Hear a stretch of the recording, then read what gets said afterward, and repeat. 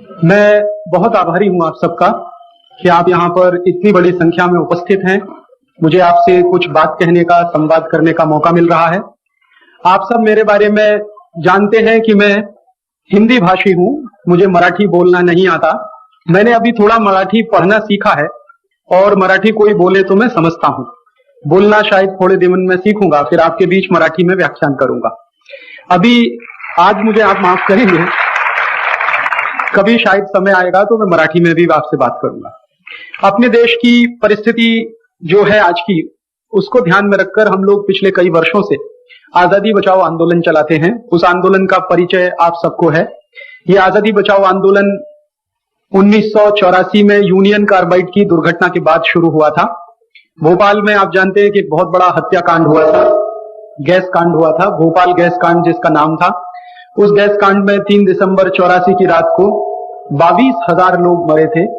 उन 22,000 लोगों की मृत्यु के बाद हम लोगों ने आजादी बचाओ आंदोलन शुरू किया था।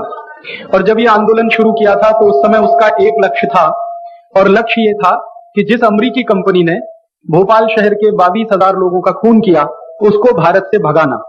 क्योंकि जिस अमेरिकी कंपनी ने ये दुर्घटना की थी, उस अमेरिकी कंपनी को भारत सरकार कोई सजा नहीं दे पाई थी। भारत सरकार ने तो उस अमेरिकी कंपनी के साथ एक समझौता कर लिया था और उस समझौते के आधार पर यूनियन कार्बाइड कंपनी को माफ कर दिया था। तब हम लोगों ने उस अमेरिकी कंपनी को भगाने का एक अभियान शुरू किया, जिसमें हम सफल रहे और हमने उस यूनियन कार्बाइड कंपनी को भगा दिया था। बाद में यूनियन कार्बाइड जैसी ही एक और अमेरिकी कंपनी को हमने भगाया था। उस अमेरिकी कंपनी का नाम था कारगिल।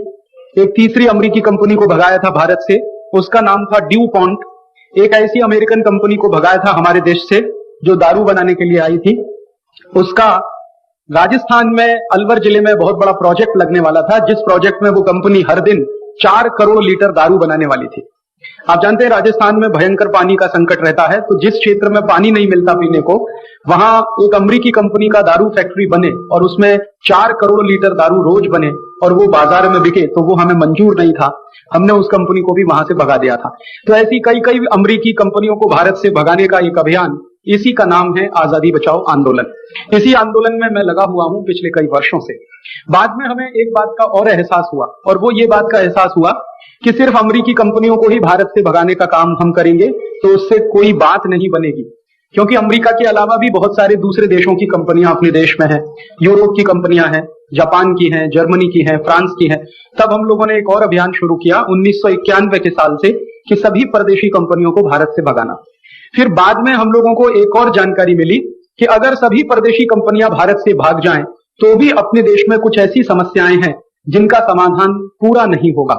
तो हम लोगों ने फिर देश की समस्याओं का अध्ययन करना शुरू किया, और उन समस्याओं के समाधान को जब हम समझ पाए पिछले 10 वर्षों में, तो हमको ऐसा लगा कि भारत काफी कुछ परदेशी हो गया है। हमारे देश का काफी कुछ परदेशीकरण हो गया है। संस्कृति के स्तर पर हो गया है, अर्थव्यवस्था के स्तर पर हो गया है, राजनीति के स्तर पर हो गया है, हमारे विचारों में परदेशीपन आ गया है, पहनावे में काफी कुछ परदेशीपन आ गया है।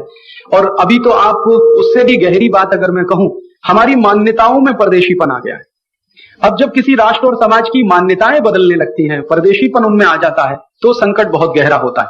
तो हम लोगों को ऐसा लगा कि भारत की जो मान्यताएं हैं, भारतीयता वाली स्वदेशी मान्यताएं जो हैं, उनके आधार पर संपूर्ण भारतवर्ष का फिर से निर्माण करें। ऐसे एक काम के लिए, ऐसी एक कल्पना के साथ हमने ये आंदोलन शुरू किया है। और इस आंदोलन के पीछे की जो भूमिका है वो एक ही वाक्य में मैं कहना चाहता हूं। आजादी बचाओ आंदोलन एक ऐसा आंदोलन है जो संपूर्ण भारत को भारतीयता के आधार पर, भारत की मान्यताओं के आधार पर पूरे राष्ट्र को फिर से स्थापित करने का आंदोलन है। अब ये भारतीयता की जो मान्यताएं हैं और हमारी जो परिस्थिति है आज की, उसमें काफी कुछ मुश्किलात हैं।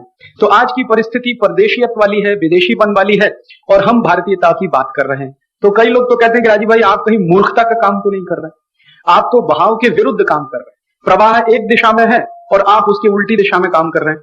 तो मैं उनको बहुत विनम्रता से कहता हूं कि हाँ, बहाव के विरुद्ध काम करने में तो मजा आता है, बहाव के साथ अगर काम करें तो वो तो कोई भी कर सकता है।